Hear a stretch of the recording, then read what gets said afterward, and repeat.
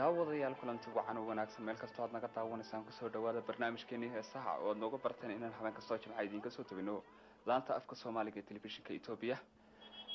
daawadayaal barnaamijkeennan caawa waxaa marti noogu ah abwaan Yuusuf Maxamed Muumin Yuusuf Yare, isla markaasina ah gudoomiyaha dalada fanaaniinta Soomaaliyeed. daawadayaal aan hal iyo laba ka xuso abwaanka warbixintiisa taariikh nololeedkiisa. abwaan Yuusuf Yare wuxuu ku dhashay degmada Jamaame sanadku markuu ah 12 November 1965.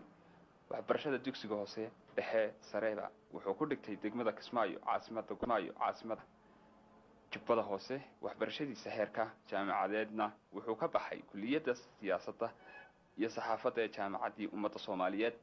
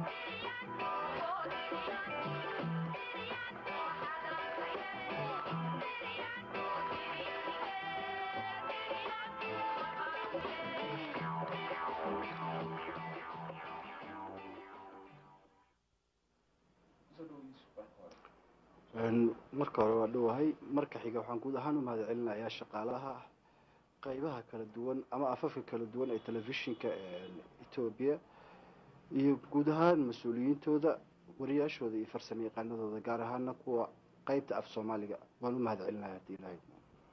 dadka marka ay la kulmaan hal abuurada ama abwaanada waxay inta badan uga waramaan marxaladaha ay soo mareen ee ay ku jiraan, gaar ahaan dhinaca jacaylka.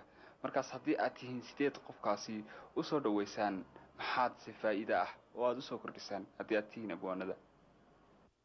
horta sida la socotaba hal abuuradu ama abwaaniintu waa qaybo ka mid ah dhaqaatiirta bulshada. qofku marka uu cudur ku dhaco, cudurkiisa wuxuu aaminaa haddii uu dhaqaatiirta u geeyo in uu daweyn karo. marka saas darteed wax badan baan kala kulanaa arrintaasi. qofka xanuunka hayana aad baan u soo dhaweynaa oo maaragtay sidii wax loola qaban karo. waayo waxa suugaanta badaha aad arkayso la sameeyo maaha wax abwaanku isaga shakhsiyan uu sameeyo, wuxuu ka sameeyaa ama uu turjumaa waa bulshadiisa. hal abuuradiina had iyo goor markaad curinaysaan ereyada heesaha badana waxaa marnaba meeshaana ka maqnaan isticmaalka ereyada jacayl, kalgacayl, cishqi. maxay ereyadaasi ku kala duwan yihiin? waa dhab, horta jacayl, caashaq iyo kalgacayl ayaa la isticmaalaa. inta badan waxaad moodaa bulshada Soomaaliyeed inay isaga yara daran yihiin saddexdaas erey iyo ujeedooyinka ay kala leeyihiin. balse maanta wax yar waxaan rabaa fursadan aan helay darteed inaan xoogaa u kala yara bixiyo. waayo jacaylku sidiisaba waxaa la yidhahdaa waa cudur hal qof ku dhaca. qofkaasi marka uu cudurka ku dhaco oo uu soo baxo oo uu yimaado qofkii uu jeclaa, ama lab ha ahaade ama dhadig ha ahaadee, oo uu keeno dhambaalkii maaragtay inuu jecel yahay ah, waxaad markiiba uu qaataa qofkii. haddii uu ka aqbalo ereygii uu isrogaa wuxuu isu noqdaa caashaq. oo caashaqaasi markuu wuxuu noqonaa qof cudurside ah iyo qof caymiye ah. markii qofkii cudursidaha ahaa cudurkii halkii isaga uu gaarsiisnaa meel la mid ah markuu gaaro, ama uu kasii xagga maraba, ilaan qofkan dulin baa loo siday, marka ereygaas uu isu rogaa wuxuu noqdaa kalgacayl.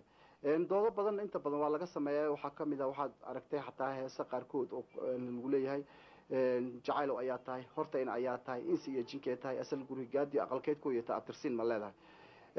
ereyadaasi qaarkood wuxuu leeyahay caashaqa dhabta ah dhayl kuma tirmo dhaqso kuma hare. waxaa urada isticmaalaan oo kale kalgacaylku waa qani, caashaqa ka qara weyn. marka miisaanada waxay ku tusayeen tusaale ahaan jacaylkaasi qofka marka aad jeclaanayso marka hore waad arkaysaa. horta markaad aragto kadib waad u fiirsanaysaa. markaad u fiirsatay kadib waad la kulmaysaa la kulankaasi waqti ka mid ah adduunyada waayo siduu ilaahayba kitaabkiisa ku sheegay aakhiro jacayl ma jiro waxaa jira abaalmarin mar arrintaas aan ka hadlayna waxaa idhi nin waliba aqoontii kaskiisii oo dorosiyo asalkiisii caashaqa abtirsiima loo doon qaar baa aragtidoodii waa aar libaax yiri abriska xamaartiyo abeesay ku sheegaan dilaa eeba kulul iyo cadow loo ekeysiyey aramidiisa noolaha ilmadu ka daajiyaan tiro lagu ekeyn karin eedaan dhammaanin dhalintii kusoo og maansadan ebyaya baan garashada idhi jacayl aragti weeyaan u fiirsigaana ababsho la kulankaa u aabba ah waqti waa awowgii reerkii waa adduune mooganahan ogeyn baan isirkiisa baraya nin waliba ishaarada maankiisii abbaariyo aayaha kalgacallada unugiisa laga dood qaar baa aragtidoodii waa ila xaree diri ifka joogistiisana aan laga ahaan karin ibihiisaa durdurayaa dadka oon tiraayo aqoon-yahan ma daayo culimadu abbaaraa suugaantay unkaayaan abwaanadu astayntii marna kama ahaadaan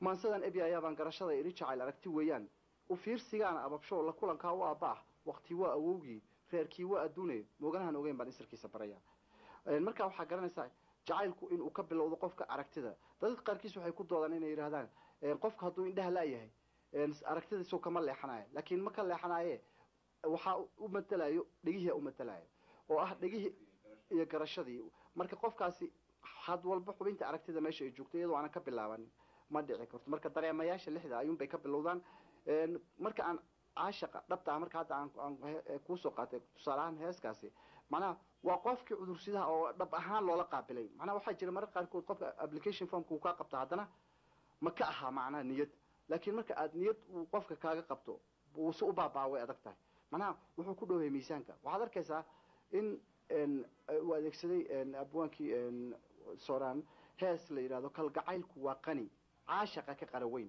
qurux iyo wanaag badan waana shay ku qaali ah qiimaynta aadmiga labada isla qaatana qalbigooda kama bao marka la qaato kaasi siduu u baabaa way adag tahay marka saddexdaas tusaale ayay kala leeyihiin labada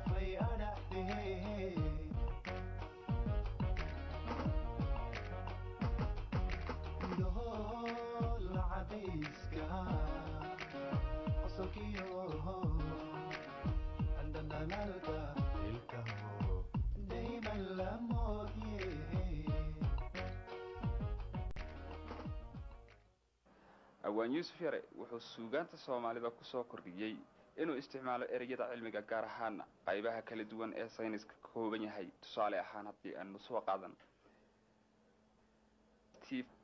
faloorinta curiyaha firfircooni caana taxan looga celiyey oo cidlo loogu oodo laga dhigay mid cidhib go-an